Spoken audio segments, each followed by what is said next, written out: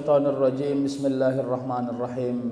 Assalamualaikum warahmatullahi wabarakatuh. Hamdan wa syukran lillah, salatan wa salaman ala Rasulillah la nabiyya ba'dah. Asyhadu an la ilaha illallah wa asyhadu anna Muhammadan abduhu wa rasuluh. Allahumma shalli ala Muhammadin tibbil qulubi wa dawaiha wa afiyatil abdani wa shifaiha wa nuril absari wa diyaiha wa ala alihi wa sahbihi ajma'in. Allahumma rabbi shrah li sadri wa yassir li amri wa hlul 'uqdatam min lisani yafqahu qawli. Hasbunallahu wa ni'mal wakil, ni'mal maula wa ni'man nasir. Wala haula wala quwata illa billahil aliyyil azim. Qala Allah ta'ala fil Qur'anil Karim. Bismillahirrahmanirrahim. Subhanallazi asra bi 'abdihi lailan minal masjidil harami ilal masjidil aqsa. Allazi barakna haulahu linuriyahu min ayatina innahu huwas samiul basir. Shadaqallahul azim. Bapak Ibu yang dirahmati Allah, Ananda Zahran Auzan ini kita pernah sama di Tanjung Pura ya, di masjid apa aja? Azizi ya. Ya, tapi beliau lupa karena beliau udah banyak jadwal, tak apa. Dan memang harus.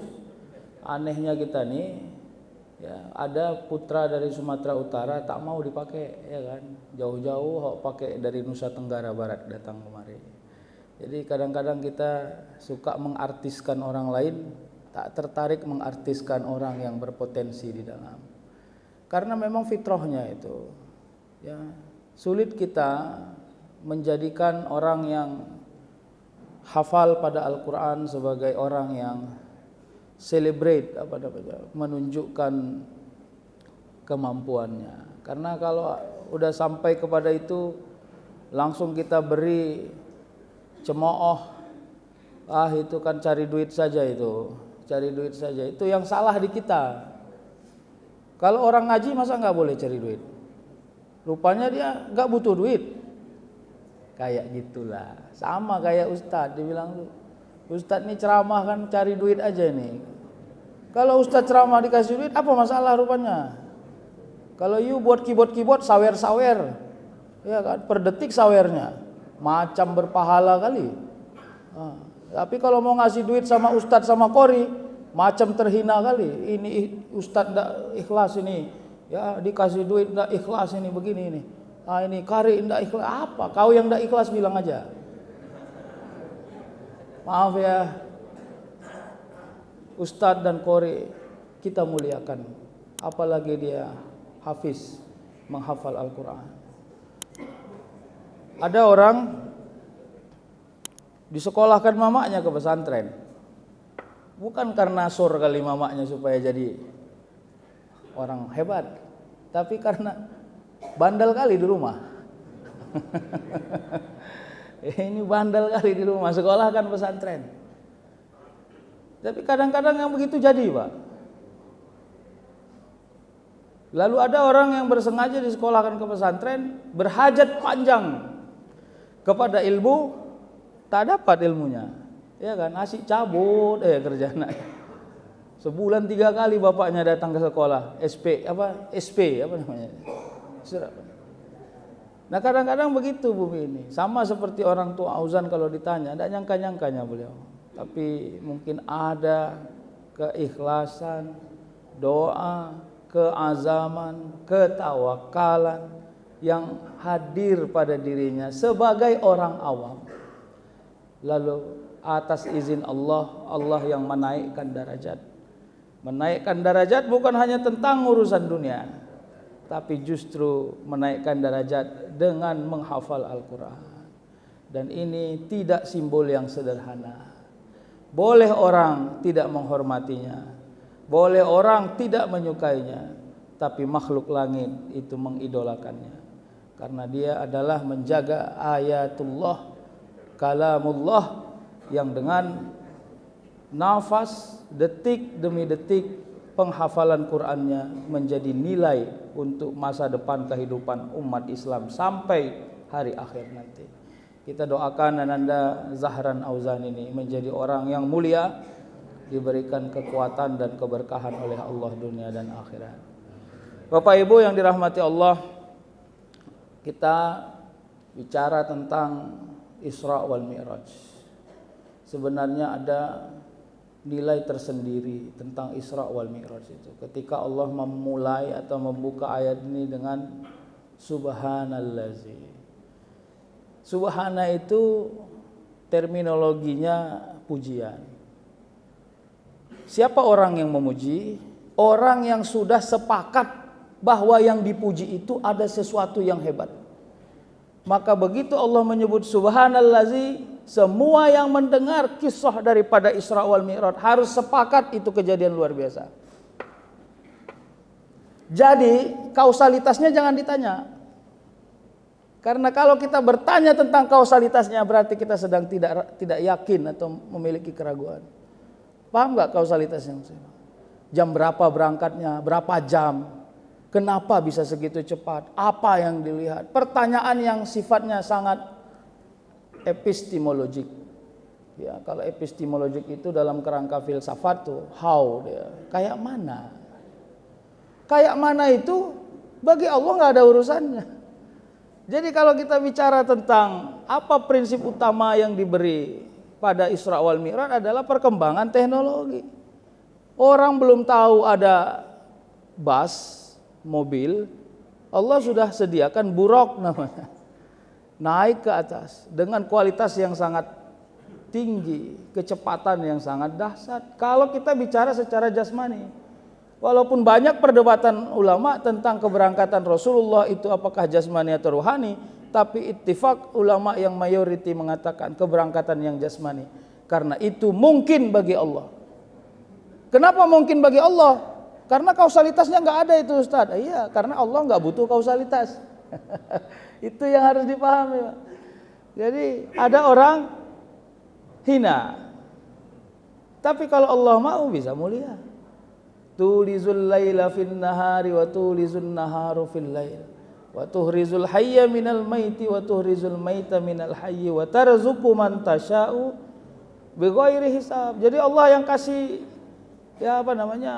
definisi bahwa wa tarzuqu man tasya'u bighairi hisab. Allah bisa kasih rezeki kepada siapapun bighairi hisab itulah maknanya tanpa kausalitas, tidak pakai hitung-hitungan.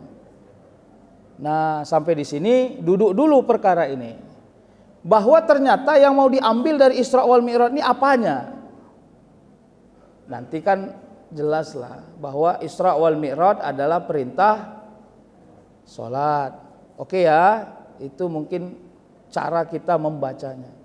Dari 50 rakaat menjadi 5 rakaat dari 50 waktu menjadi 5 waktu, kira-kira begitu ya. Lalu Rasulullah naik dari Masjidil Haram dulu sampai Masjidil Aqsa. Latar belakangnya apa? Rasulullah berada pada Amul Huzn, tahun kesedihan. Siapa yang meninggal? Ada 2 orang. Pertama istrinya Khadijah, yang kedua pamannya Abu Thalib. Lalu atas dasar itulah kenapa Rasulullah diberangkatkan tidak dari Haram langsung ke Sidratul Muntaha, tapi dari Haram pergi dulu ke Aqsa. Perjalanan yang yang horizontal baru perjalanan yang vertikal. Disinilah lahir nanti hukum. Ini saya bicara sejarah yang singkat, baru kita masuk nanti ekspresi dan implementasi. Kenapa harus ke Aqsa dulu? Pertanyaan itu banyak ditanya orang. Jawabannya karena Aqsa itu adalah destinasi peradaban yang tinggi saat itu. Jadi kalau ada orang bilang dia kaya tapi belum pernah ke Aqsa waktu itu, maka kayanya ecek-ecek itu. Jadi Allah berangkatkan Rasul dari Haram ke Aqsa untuk menunjukkan kepada semua kaum yang tidak suka kepada Muhammad di Makkah itu bahwa Muhammad bisa ke Aqsa. Nah, makanya salah satu pertanyaan Abu Jahal begitu Rasulullah pagi harinya menceritakan tentang kisah keberangkatannya. Apa pertanyaan Abu Jahal? Kalau kau pernah ke Aqsa dan kau bilang kau ke Aqsa, coba ceritakan Aqsa itu gimana? Gitu toh? Dan ingat, ada yang paling unik. Rasulullah bisa menceritakan dengan lengkap bagaimana ciri-ciri Aqsa itu. Gini Pak, ada orang tidak pernah dia ke Monas. tapi dia sering nonton Monas lewat TV. Kalau disuruh dia menceritakan Monas, pasti dia bisa. Tapi tidak bisa menceritakannya secara detail seumpama orang yang sudah pernah datang ke Monas. Begitulah yang diterima oleh Abu Jahal. Mak, gawat ini katanya. Betul pula cerita kawan nih. Ya kan? Cuman karena sudah tertutup hati, tertutup akal, tertutup pikiran, ya udah. Maka tetap saja Abu Jahal memfitnah Muhammad itu sebagai orang yang dusta. Oke ya. Kenapa itu terjadi? Karena amul huzni. Kenapa dia sedih? Karena ada 2 orang yang wafat. Siapa 2 orang itu? Khadijah itu perempuan pertama yang masuk Islam. Bukan hanya tentang dia sebagai istri. Ini yang menjadi kekuatan. Makanya kepada ibu-ibu, jangan hanya memerankan diri hanya sebagai istri. Kalau memerankan diri hanya sebagai istri, bapak-bapak ini bisa cari istri yang yang lain. Lebih tinggilah peranannya. Khadijah itu mampu terjaga kewibawaannya di hadapan Muhammad walaupun dia sebagai istri. Jadi Rasul itu tidak pernah bertinggi suara kepada Khadijah, bukan karena takutnya kepada Khadijah, karena hormatnya kepada Khadijah. Hormat bukan karena segannya, tapi karena ada sesuatu yang tak berhasil diceritakan Rasulullah. Makanya dia sedih, Pak. Jadi sedihnya nggak ece-ece, Pak. Nah, ini yang paling menarik, Pak. Jadi kadang-kadang ada orang bukan begitu. Dia sengaja memerankan dirinya menjadi orang yang ditakuti di rumah agar semua orang tunduk kepada dirinya. Ada problemnya. Apa problemnya? Orang yang tunduk kepada dirinya pelan-pelan mendoakan supaya dia mati. Sama kali kawan ini mati. Dan itu nggak boleh sebenarnya. Makanya yang kita perankan diri kita itu adalah orang yang bermanfaat. Dan atas dasar kemanfaatan itulah orang segan, suka dan tertarik kepada diri kita. Sehingga begitu kita tiada maka lahirlah rasa kesedihannya. Itulah yang terjadi kepada Khadijah. Itu yang pertama. Makanya ada satu pernyataan, ya, kalau mau ngikut sunnah Rasul tentang poligami, Rasul itu belum ada poligami ketika dia menikah dengan Khadijah. Begitu wafat dulu Khadijah, baru setelah itu dia menikah dengan Aisyah, baru dia berpoligami. Makanya bapak-bapak, kalau kalian mau poligami, meninggal dulu istri pertama. Tapi kalau kalian duluan meninggal, berarti naas lah itu. Maaf ya, kadang-kadang kita mau ikut sunnah Nabi tapi nanggung-nanggung gitu. Kalau mau ikut begitu, nah ibu-ibu udah punya alasan nih, bang, kau boleh poligami, meninggal aku dulu katanya. Mak gawat lah, bapak ini disehat-sehatkan ya lah, nggak jadi makan nasi dia. Kenapa? Diet. Supaya apa? Supaya panjang umur. Padahal umur sudah ditentukan oleh Allah. Capek dia diet olahraga, kena senggol becak meninggalnya. Sama aja. Bapak Ibu yang dirahmati Allah. Oke ya, kita lanjut. Nah, yang kedua Abu Talib. Apa yang paling ekspresif dari Abu Talib? Abu Talib ini punya misi politik yang tinggi kepada Muhammad. Sebenarnya ada satu tulisan dari seorang Perancis ya. Dia enggak Islam, Pak, tapi dia S1, S2, S3 Islamic Studies di Perancis ya, pernah juga di Leiden. Ada satu artikel yang dia tulis, cuman nanti saya cek lagi. Kalau di internet tuh masih dapat. Kemarin kami bacanya justru di perpustakaan Leiden. Dia menuliskan begini, pertanyaan tuh, apakah benar Abu Talib bukan Islam? Tanda tanya gitu. Karena gini, kalaulah Abu Talib tidak membenarkan keimanan Muhammad yang diajarkannya hari itu, apa untungnya bagi Abu Talib melindungi Muhammad? Bukan dari sisi dia sebagai manusia, tapi dari sisi dia sebagai ajaran yang dia bawa. Apalagi Muhammad waktu itu lebih muda dibanding dirinya, kan gitu kira-kira. Nah, ini menjadi paham yang sangat sensitif. Jadi karena syahadah itu dihitung secara zahir, al-hukmu biz-zahir, hukum itu sesuatu yang bisa dihukumkan itu adalah sesuatu yang zahir, dan Abu Talib tidak pernah terdengar oleh Rasul bersyahadah, maka dianggaplah dia tidak masuk Islam. Jadi menurut penulis itu katanya kalau dia justru mengatakan secara i'tiqadiyah ya, Abu Talib itu sudah bersyahadah secara sirriyah, rahasia. Kenapa dia harus syahadah secara rahasia? Karena dia ingin melindungi Muhammad. Kalau dia bersyahadah secara nyata, maka nanti jangankan Muhammad, dia pun dibunuh oleh Abu Jahal dan Abu Lahab. Karena waktu itu kenapa Nabi Muhammad tetap tidak dibunuh atau terlindungi? Karena Abu Jahal, Abu Lahab itu hanya segan kepada Abu Talib. Wallahu a'lam bishawab. Tapi sedih yang luar biasa yang dia alami. Makanya tidak lama setelah itu Rasulullah hijrah. Kenapa? Rasul paham ada kondisi yang tidak strategik lagi. Maka disinilah lahir hijrah. Maka apa pertanyaannya? Apa hukumnya hijrah bagi orang yang yakin dia tidak mampu istiqomah menahankan keimanannya? Wajib hukumnya hijrah. Apalagi dia mampu. Tapi menjadi makruh hijrah kalau seandainya engkau berpindah dari tempat yang baik menuju tempat yang jahat. Ya, hati-hati. Nah, ini juga menjadi satu keadaan yang mesti kita tanamkan kepada diri kita. Bapak Ibu, nah selesai itu. Nah, sekarang kita bicara tentang sholat. Apa esensi dari Isra wal Mi'raj? Esensinya adalah sholat. Kejadian Isra wal Mi'raj itu 10 tahun ke-10 kenabian Rasulullah. Jadi Rasul itu kan 13 tahun di Makkah, 10 tahun di Madinah. Jadi setelah 10 tahun dia di Makkah, barulah terjadi Isra wal Mi'raj. Kira-kira begitu ya. Nah, untuk melihat esensinya, innas sholata tanha anil fahsya'i wal munkar. Bapak Ibu, judul kita adalah Isra Mi'raj dan penguatan sensitivitas sosial. Kita ini sering berasumsi bahwa sholat itu hanya kebutuhan personalistik. Itu problemnya. Apa yang dicari dari orang yang sholat? Pahala. Salah itu enggak salah, betul. Kan ada yang salah. Tapi ekspresinya tidak ada kepada banyak orang, itu yang menjadi problem.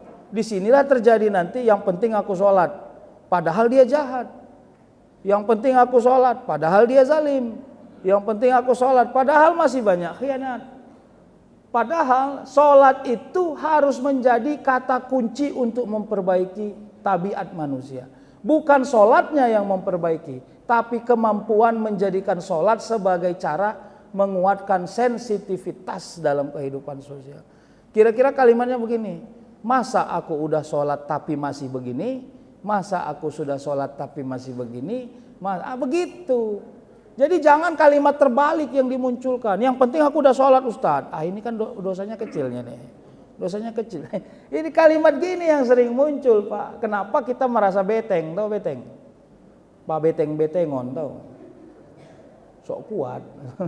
Beteng itu sok kuat, Pak. Seolah-olah sangat kalkulatif itu, ya. Ustadz, saya sudah duha, saya sudah tahajud, saya udah ini. Oke. Nah, kalau urusan keluar dari masjid, udahlah itu kan urusan dunia saya itu, Ustadz. Ini enggak ada. Inilah yang menjadi masalah bagi diri kita. Jangan pernah merasa aman kalau kau sudah taat. Jangan pernah merasa aman. Karena keamanan itu bukan hanya tentang taatnya, tapi tentang mengimplementasikan taat di ruang sosial. Jadi orang baik enggak, tidak jahat enggak, memudahkan urusan enggak, orang enggak, bermanfaat enggak, punya duit memudahkan urusan orang enggak, punya ilmu memperbaiki ilmu orang enggak. Pertanyaan ini harus dijawab. Kalau enggak dijawab, maka pertanyaannya sholat itu hanya memberi untung kepada dirimu, enggak pernah memberi untung kepada banyak orang. Bapak Ibu, itu yang kemarin-kemarin saya katakan di sini kan.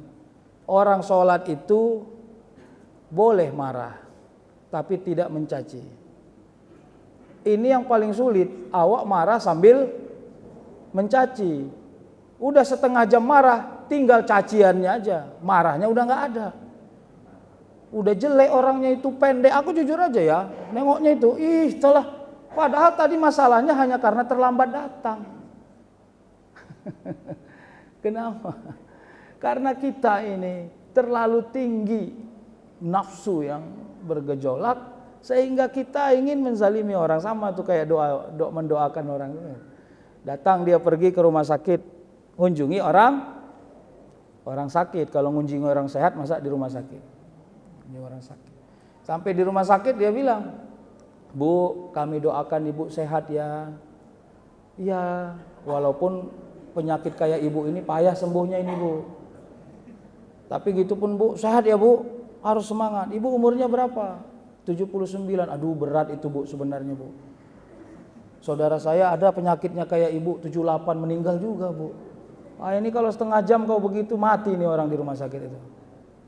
Kenapa? Tidak berhasil jaga lisan, padahal instrumennya orang baik itu dari lisan. Kalau tidak berhasil jaga lisan, sulit orang menggolongkan engkau sebagai orang baik. Walaupun tabiatmu baik. Jadi ada orang baik, tapi gedek gitu, ngerti nggak? Paham nggak kira-kira ya? Kau ini kubantu ya, kubantu. Ku kasih sama kau 10 juta. Tapi gini, kau harus paham. Setiap ketemu cium tangan ya. Nah terus ini nanti yang gini. Awak butuh uang 10 juta itu, tapi gedek sama dia. Paham nggak itu? Jadi inilah problem sosial kita. Problem sosial kita adalah sholat kita itu belum berhasil melahirkan rasa malu, sensitivitas yang tinggi, sehingga kita melihatnya sangat parsial. Yang penting kita sholat, tentang kehidupan sosial itu urusan nomor 2. Ya ibu-ibu, bapak-bapak, inilah problemnya. Makanya inna sholata tanha anil fahsya'i wal munkar. Keywordnya adalah sholat itu berhasil diekspresikan oleh orang yang mengerjakannya, karena dia sholat berharap ridho Allah dan Allah meridhoinya. Sebab itu dia berhasil menjaga jarak dirinya dari fahsya dan munkar. Saya bilang menjaga jarak Pak, karena kita nggak bisa berhasil tidak fahsya dan tidak mungkar. Nggak ada. Kita ini selalu terjebak dalam 2 keadaan itu. Meskipun ritmenya berbeda, kualitasnya sangat sedikit dan bisa saja naik turun. Jadi oleh karenanya kalau mau disimpulkan, kalau banyak orang sholat di masjid harusnya banyak kebaikan. Kebaikan apa? Tanya apa yang kau mampu. Nah ini sulitnya, kita mampu di ruang A tapi tak berhasil berbuat baik di ruang A itu. Ya, apa? Eksklusivisme. Merasa bahwa saya hanya berbuat baik kalau feedbacknya ada. Kalau nggak ada feedbacknya gimana tuh? Marah ketua panitia. Ini Isra Mi'raj nggak ada ketua panitianya kan? Nggak ada kan? Ada, karena saya cerita ketua panitia nih. Marah ketua panitia Isra Mi'raj. Begitu sambutan ketua pemuda remaja masjidnya, saya ucapkan terima kasih kepada ini, kepada ketua panitia lupa dia nyebut namanya. Ya kan, masuklah WA, langsung di WA ketua panitia di grup. Aku jujur aja ya, acara Isra Mi'raj ini 18 juta aku sumbang. Namaku nggak ada disebut. Ini persoalan marwah. Waduh, dalam urusan itu Pak, seram Pak. Kenapa? Karena masih sulit kita mengelola hati. Inilah masalahnya kenapa penceramah Isra Mi'rajnya disuruh orang tasawuf begini jadinya. Kalau orang lupa nyebut namamu padahal kau banyak jasa, bersyukur kepada Allah. Alah, puak labu kali Ustaz nih. Janganlah gitu kan. Iya, serius Pak. Tanda bahwa Allah menegurmu di ruang yang kecil. Bagaimana cara Allah menegur? Dibuat Allah kepala ketua pemuda tadi itu lupa namamu siapa, lupa peranmu apa. Kenapa lupa? Karena uang yang kau sumbang bukan milikmu. Kau hanya ditumpangi Allah untuk meneruskan uang itu kepada sesuatu yang lebih bermanfaat. Maka kau tak ada apa-apanya.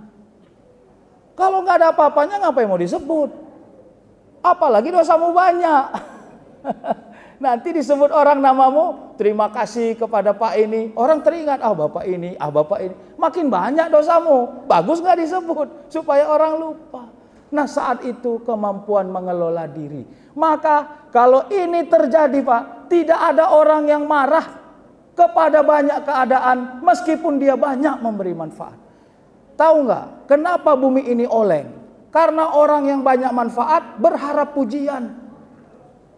Padahal yang diharapkan orang manfaatnya. Pujian itu hanya bonus. Tapi ini sulitnya, banyak orang menjadikan pujian sebagai hadiah utama. Hadiah utama itu taat Pak. Hadiah utama itu tak serius lah. Jadi kalau Bapak bisa sholat 2 hari ini, jangan ngancam Tuhan. Assalamualaikum, assalamualaikum. Ya Allah, tadi aku ikut taklim, merepet aja Ustaz tuh.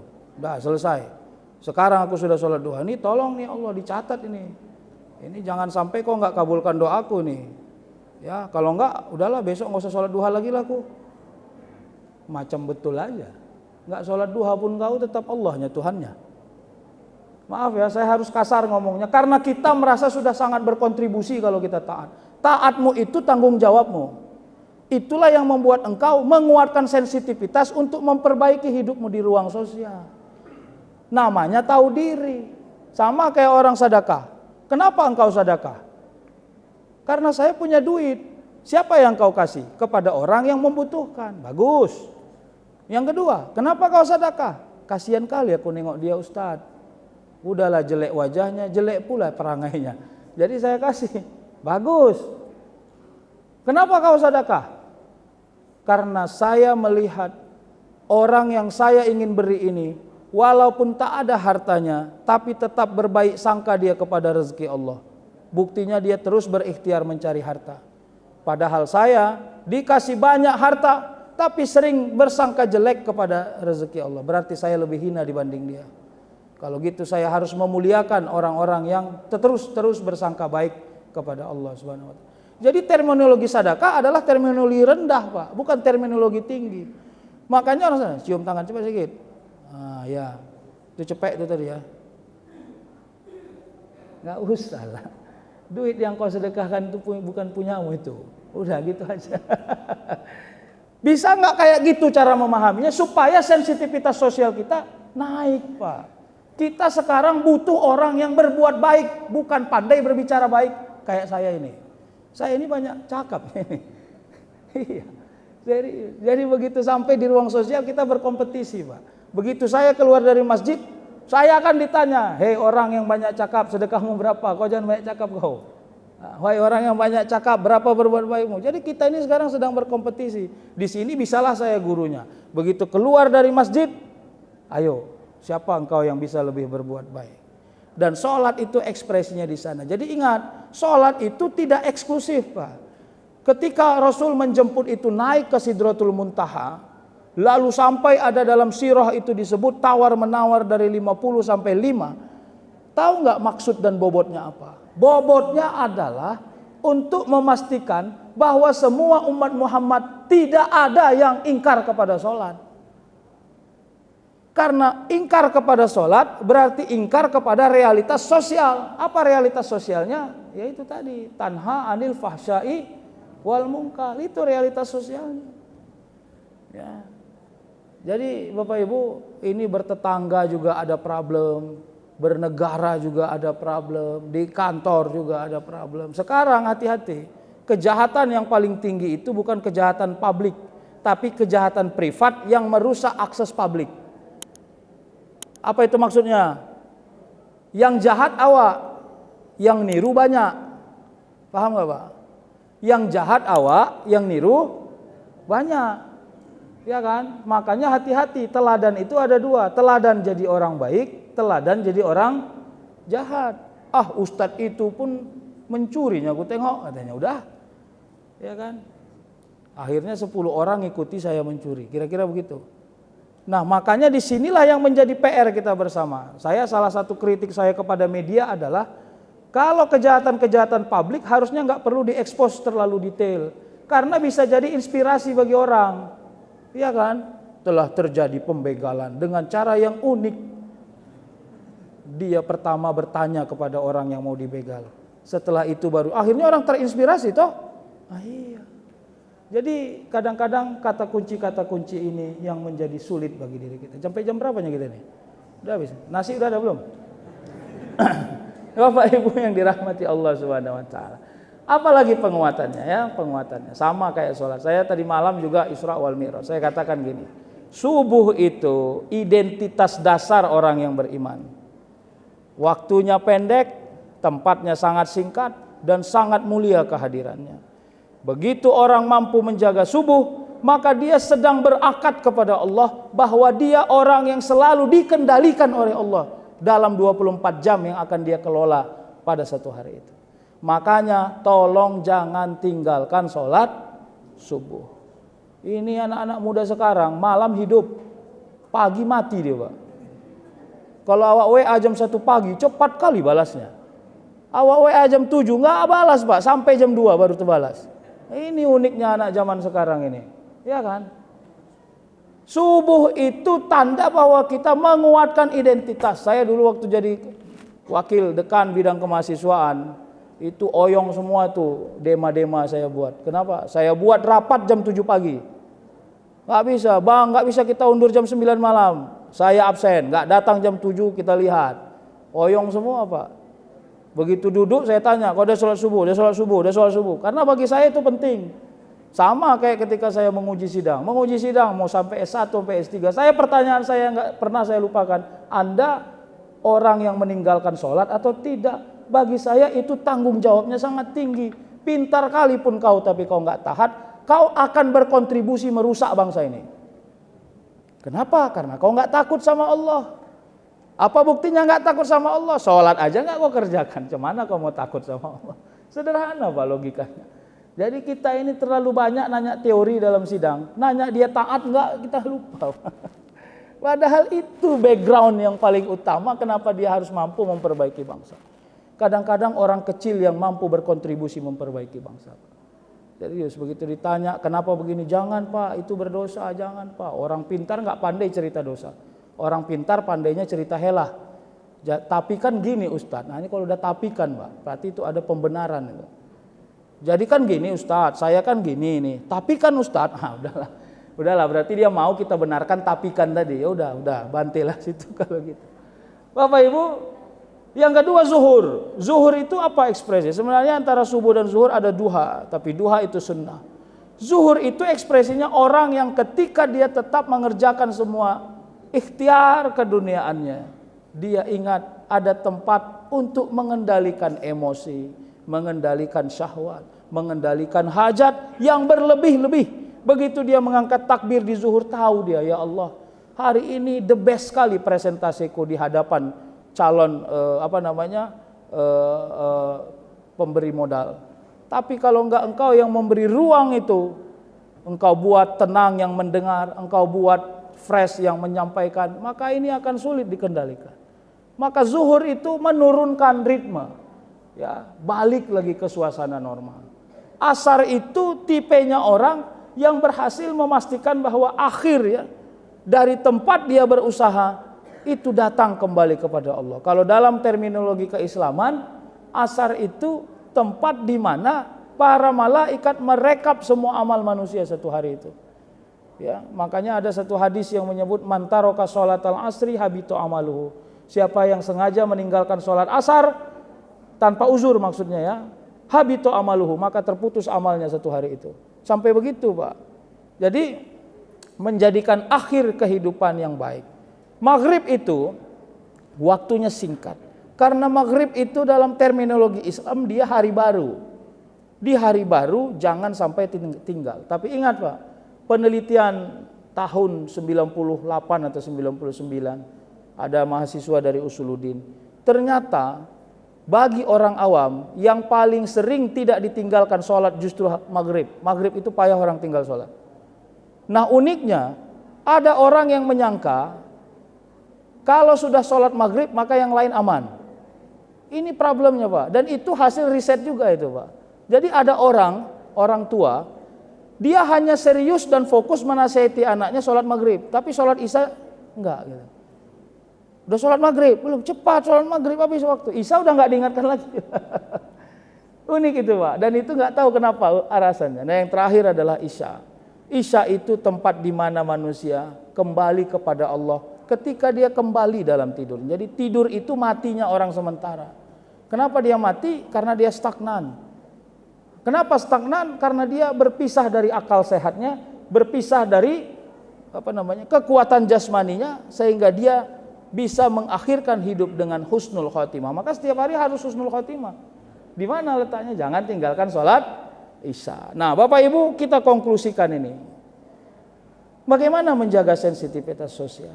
Menjadikan sholat itu sebagai energi rasa awas, energi rasa takut kepada Allah. Itu yang selalu saya sampaikan dalam dakwah saya. Kalau sholat jangan jelek kali wajahmu, ya kan? Allahu Akbar. Semua masalahnya, tiba-tiba ingat utang dia, ingat ini dia. Macamnya nuntut aja sama Allah, ya Allah kok nggak selesai nih. Tapi kalau nongkrong dia di kedai kopi sana, kekeh kali, dia yang paling kekeh. Gigi ompongnya pun nampak, hehehe. Macam nggak ada masalahnya di dunia ini. Begitu sholat, dia yang jelek kali wajahnya. Terbalik Pak, kalau sholat itu cantiklah wajahmu, ya kan? Jangan jelek kali. Seolah-olah kita mengintervensi Allah supaya Allah segera menyelesaikan masalah. Nggak ada itu Pak. Kau yang buat masalah, kau yang selesaikan. Innallaha la yughayyiru ma biqaumin hatta yughayyiru ma bi anfusihim. Kau dikasih akal untuk mampu mencari jalan keluar dari problem yang kau buat sendiri. Udah selesai Pak. Kalau sakit Ustaz, berobatlah. Masa nggak mau berobat? Banyak utang, kerja pergi sana cari duit. Nah, bayar utangmu. Besok-besok jangan hutang lagi. Kalau tahu gara-gara hutang nggak bisa tidur, jangan kreak kali berutang. Ini enggak, perkara mau nyicil, bisa ini saya bayar, bisa ini saya bayar. Begitu 2 bulan nunggak cicilan, kena telepon tiap hari, tertidur pun enggak dia. Aduh. Kalau tahu nggak tahan kena intervensi orang, jangan berbuat sesuatu. Saya mau kasih tahu ini agar kita tidak cenderung menjadikan sholat sebagai tempat mengintervensi Allah dengan segala hajat yang kita buat sendiri. Segala problem yang kita buat sendiri. Sholat itu eksklusif Pak. Usolli fardus subhi rakaataini mustaqbilal kiblah adaan lillahi ta'ala, itu tolong di underline. Makanya saya termasuk orang yang mengatakan di banyak dakwah, di dalam sholat jangan ada dunia. Ya kan, kalau mau naik pangkat, naik jabatan, itu nggak usah ada dalam sholat lah. Dalam sholat itu nikmati saja bacaan sholatmu itu. Dalam sholat itu dunia hanya ada satu tempat Pak, duduk antara dua. Rabbighfirli warhamni wajaburni warfa'ni warzuqni wahdini wa'afini. Hanya itu saja Pak.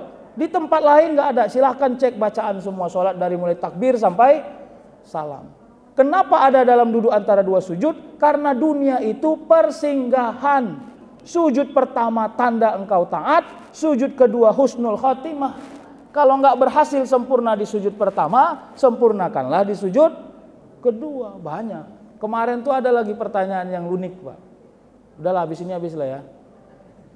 Kenapa orang ruku membaca Subhana rabbiyal azimi wa bihamdi? Misalnya gitu toh.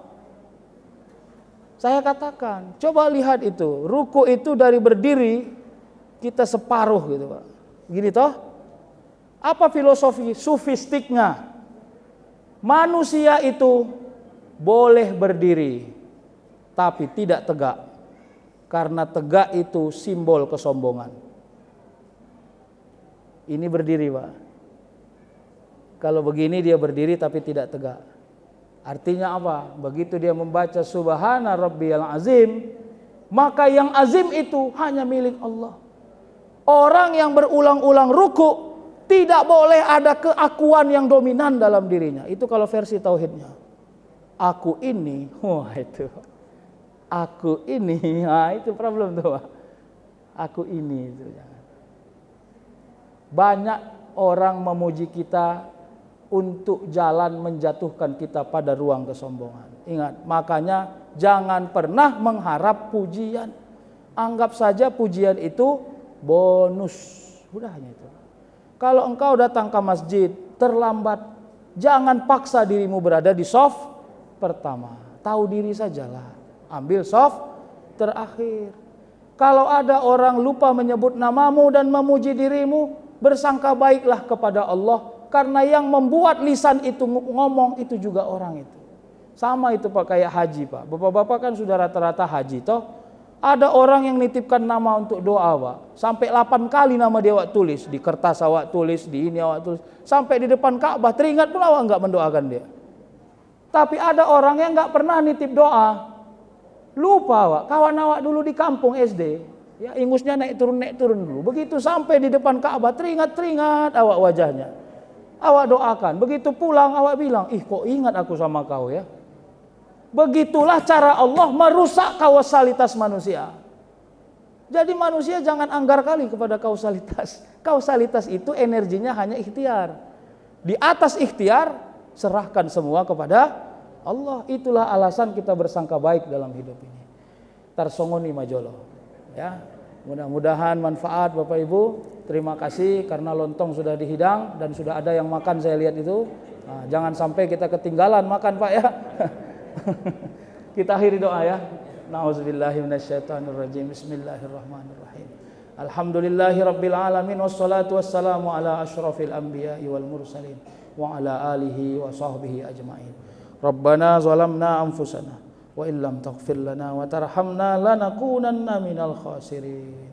Allahumma ighfir lana dzunubana wa liwalidina warhamhum kama rabbawna shighara wa li jami'il mu'minina wal mu'minat wal muslimina wal muslimat al ahya'i minhum wal amwat bi rahmatika ya arhamar rahimin. Rabbana la tu'akhizna in nasina aw akhtana. Rabbana wa la tahmil 'alaina isran kama hamaltahu 'alal ladzina min qablina. Rabbana wa la tuhammilna ma la taqata lana bih. Wa'fu 'anna waghfir lana warhamna anta maulana fansurna 'alal qaumil kafirin. Allahumma ja'alna minat tawwabin waj'alna minal mutatahhirin waj'alna minal muttaqina wasyakirin waj'alna min ibadikas sholihin.